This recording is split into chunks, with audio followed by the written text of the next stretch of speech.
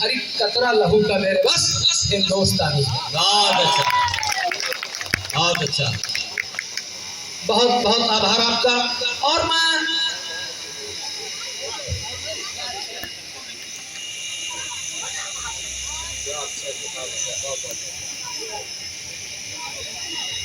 आगे बढ़ता हूँ। मैंने कोरोना समय में एक तस्वीर देखी थी, एक अखबार में छपी थी कि एक पंडित जी के वेश में तो तिलक लगाए हुए, यज्ञोपवीत पहने हुए, और एक मौलाना जी के वेश में बढ़िया टोपी लगाए हुए, तहमत पहने हुए, दोनों लोग एक मेज पर शरबत लगा रहे थे, लोगों को जो राहगीर थे उनको पिला रहे थे। जब वो तस्वीर मैंने देखी तो मैंने कहने की कोशिश की कि हजारों रंजिशों पर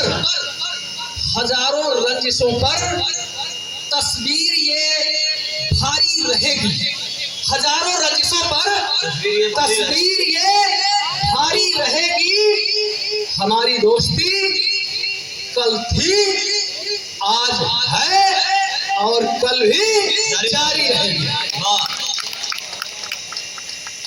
बहुत बहुत आभार करता हूँ, नमन करता हूँ मरहूम तन्हा जी को, और यहाँ हमारे तमाम पत्रकार साथी बैठे हुए हैं। मैं 4 लाइन अपने पत्रकार साथियों के लिए कहता हूँ कि वास्तव में एक सच्चा पत्रकार जो होता है वो क्या चाहता है, और इसके बाद अगर आप इजाजत देंगे तो मैं जरूर कुछ और सुनाऊंगा।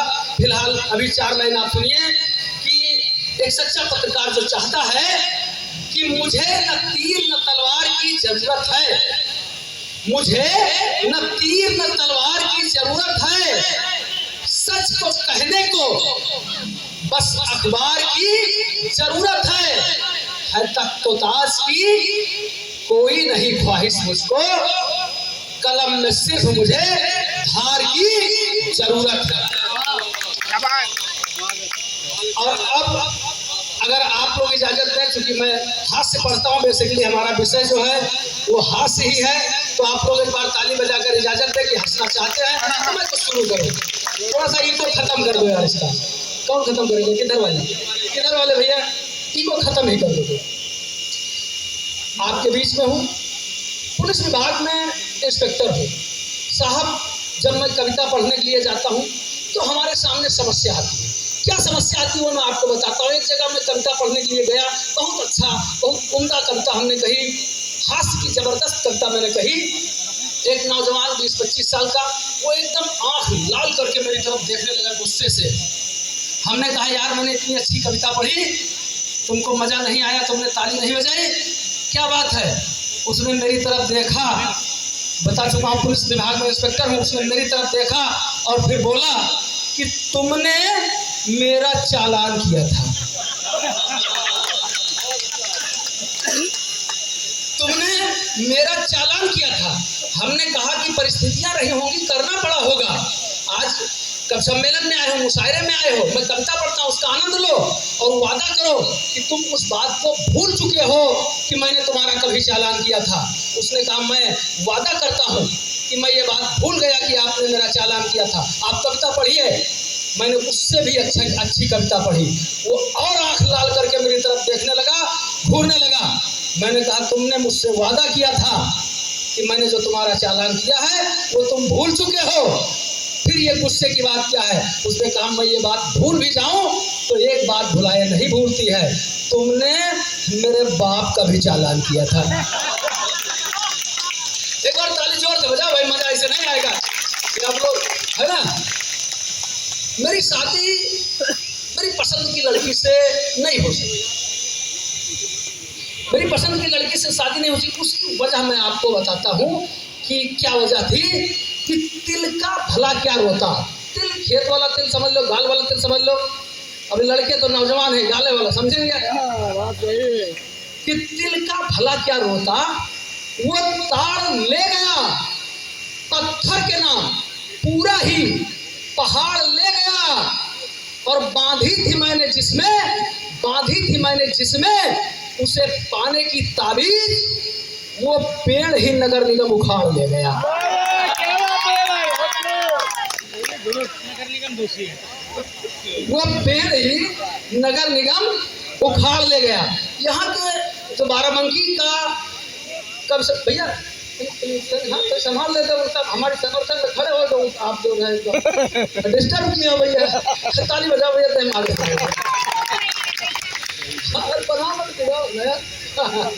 भाई भाई हाँ सुनिएगा कहाँ रहेगा। यहाँ जो बाराबंकी है, यहाँ मुशायरों की कवि सम्मेलनों की एक बहुत बड़ी परंपरा रही है और यहाँ के नौजवान शौकीन तो ही हैं, लेकिन जो बुजुर्ग हैं यहाँ के वो और ज़्यादा शौकीन हैं। अभी मैं इधर आया तो एक बाबा जी उम्र लगभग हो गई 80 से 82 साल, धीरे धीरे किसी तरीके से टेकते हुए आए और मुझसे बोले कि बेटा मुशायरा पढ़ने आए हो? हम कहे हाँ बाबा मुशायरा पढ़ने आए हैं। तो कहे बेटा कोई शायरा भी लाए हो? हम कहे बाबा अब तुम्हारी जो उम्र है उस हिसाब से सुन लो, चाहे शायर या शायरा, हम पढ़ दे वही सुन लो। तो बेटा सुन तो तुम्हारा भी लेंगे, लेकिन बेटा माफ करना तुमसे वो फीलिंग नहीं आएगी। तो ऐसे जमातुल बुजुर्गों के लिए कहता हूँ कि दबे वो पांव चलते हैं, दबे वो पांव चलते हैं मगर आहट नहीं जाती, दबे वो पांव चलते हैं मगर आहट नहीं जाती, बुढ़ापे में भी शेरों की गुर्राहट नहीं जाती।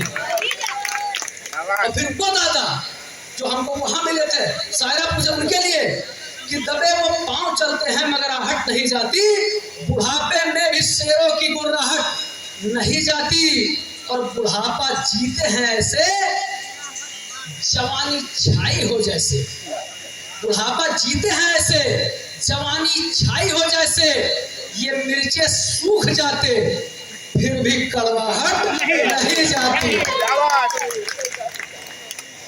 अभी जो है रामलीला का समय रहा है, दशहरा हुआ, तो एक कल्पना मेरी है कि जब हनुमान जी ट्रैफिक के इंस्पेक्टर बने और रावण जो है मोटरसाइकिल से निकल रहा था, तो हनुमान जी ने उसका जो रावण का चालान काट दिया। अब देखिए जो दोनों लोगों की बातचीत है वो आप सुनिए कि रावण ने कहा कि सुनो वीर हनुमान जी, आप मेरा फर्जी ये चालान क्यों बनाते हैं, और वर्दी है मिल गई है इसका घमंड तुम्हें, वर्दी का गलत आप फायदा उठाते हैं, वर्दी का गलत आप फायदा उठाते हैं। बोले हनुमान जी है ट्रैफिक कानून का, इसकी बारीकी आप जान नहीं पाते हैं, और यहाँ वहां बाइक से घूमते हैं 10 शीश हैं, हेलमेट एक में लगाते हैं। रावण ने कहा कि कानून का पालन करना है, सामने दुकान खुली हुई थी, तुरंत 9 हेलमेट और खरीदा, लिया 9 हेलमेट खरीदा, पन्नी फाड़ा, निकाला, लगाया। मई जून का महीना था, एकदम बेचारा पसीना पसीना हो गया, और जैसे बेगमगंज से आगे सतरिक नाका पर पहुंचा, हनुमान जी तब तक चेकिंग करके वहां पहुंच चुके थे, उन्होंने फिर रोक लिया, फिर चालान ठोक दिया। इस बार रावण सीरियसली गुस्सा हो गया। अब देखिए उसका गुस्सा कि रावण ने कहा कि यार वीर हनुमान जी, आप तो कसम खा के पीछे पड़ जाते हैं। हनुमान जी ने चालान क्यों किया ये बताते हैं कि रावण ने कहा कि यार वीर हनुमान जी, आप तो कसम खा के पीछे पड़ जाते हैं, और 10 सिर में 10 हेलमेट पहना दिए हैं, फिर आप मेरा ये चालान क्यों बनाते हैं। बोले हनुमान जी नहीं है मेरा दोस्त कोई, ट्रैफिक रूल आप नहीं फॉलो कर पाते हैं। बोले हनुमान जी नहीं है मेरा दोस्त कोई, ट्रैफिक रूल आप नहीं फॉलो कर पाते हैं, ट्रैफिक रूल आप नहीं फॉलो कर पाते हैं। और 10 सिर में 10 बाइक लगा, 10 सिर में 10 हेलमेट लगाते हैं, अरे उसी क्षण आप ओवरलोड हो जाते हैं। अब ये जो आप मुशायरा का सम्मेलन देखते हो, ये ऐसा नहीं है कि आप ही लोग कराते हो, हमने एक बार अपने थाने में कराया। कभी उन्हें किसी ने 25,000 मांगा, किसी ने 50,000 मांगा, जिसने जो मांगा हमने तय कर लिया कि आप आइए, आपका पेमेंट होगा। सब लोग आ गए। बहुत धुआंधार मुशायरा कप सम्मेलन हुआ। जब मुशायरा कप सम्मेलन सुबह तक चला और जब लोग चलने लगे तो जिसका जो तय था ईमानदारी से 25,000 जिसका तय था 25,000, जिसका 50,000 तय था 50,000, सबके हाथ में मैंने रख दिया। ये आशीष, इसकी आंख में एकदम आंसू आ गए। इसने कहा दादा हम तो पुलिस को बड़ा खराब समझते थे, लेकिन आज मेरी आंख खुल गई और मैं एक बात जान गया। मैंने कहा क्या जान गए? ये बोला कि मैं जान गया कि पुलिस जो है वो देना भी जानती है। हम लोग तो लेने जानते हैं। तो फिर हमने कहा अगर सब जानते हैं तो फिर ये बोला कि तो फिर हम जा सकते हैं। अरे हम कहा जाओ यार, तुम्हारा पैसा दे दिया, अब जाओ आगे। ये लोग चल दिए। आगे चौराहा पड़ता था, वहां हमने चेकिंग लगवा दिया। चेकिंग लगवा दिया और भाई साहब ये वीर रस में पड़ रहे थे कि पिस्तौल से मार देंगे, पिस्तौल से मार देंगे। हमने इनसे कहा पिस्तौल दो।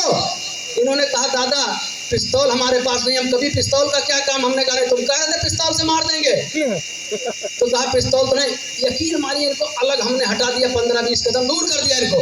और जब इनकी गाड़ी की तलाशी ली तो पिस्तौल बरामद हुई। अब जो है ये तो पकड़ गए और जो शायर लोग थे, कवि लोग थे, ये इस धोखे में रहे कि हमसे क्या मतलब, पिस्तौल इसके पास बरामद हुई है। हमने कहा नहीं नहीं नहीं, ऐसा मुखबिर ने बताया है कि आप लोग पूरी रात कहीं एक साथ में रहे हैं। बंटवारे वाले पैसे लाओ, चोरी बंटवारे। हमने कहा एक साथ आप लोग साथ में रहे। अरे तो ये लोग कहे अरे कहाँ साथ में रहे, आपके थाने पर रहे हैं, आप तो सामने थे। हमने कहा देखिए श्रीमान जी, हम सब देखे थे वो अलग बात है, लेकिन पुलिस की गवाही अदालत में मान्य नहीं होती है। जिसने जो तय किया था सबसे धीरे धीरे 25,000 50,000 जिसका जो तय था सब धीरे धीरे हमने फिर से वापस ले लिया भाई साहब। आशीष फिर से रोने लगे कि दादा आपने पैसा दिया भी और फिर ले भी लिया, बड़ा अच्छा किया, लेकिन एक बात केवल मुझे बता दीजिए कि पैसा आपको वापस लेना था तो पैसा आपने दिया ही क्यों था? हमने कहा सुनो भाई, जो पैसा हमने दिया था वो हमारा फर्ज था, आप हमारे मेहमान थे, और जो हमने लिया है यही असली हमारा धंधा। चलिए नौजवानों के काम के कुछ बताता हूँ कि लाख मुश्किल हुआ है मेरे नौजवान साथियों। बिल्कुल 2-2 लाइन में बताता हूँ आपको कि लाख मुश्किल हो मगर सर को उठाए रखिए।